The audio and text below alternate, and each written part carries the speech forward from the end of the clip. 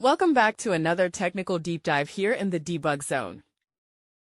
Today, we're tackling a big question and breaking it down with insights from other users.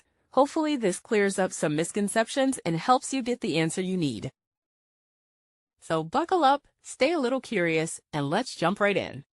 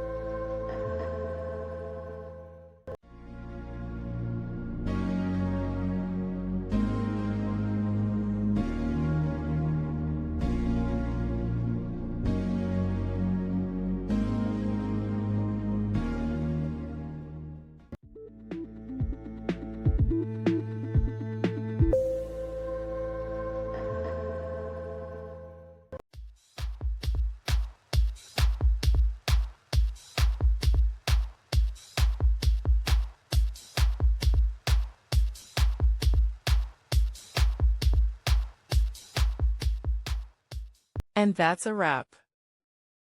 I hope you found the answer you were looking for. If you did, take a second to hit that subscribe button. It really helps out. And let me know in the comments which solution worked best for you. See you next time in the debug zone.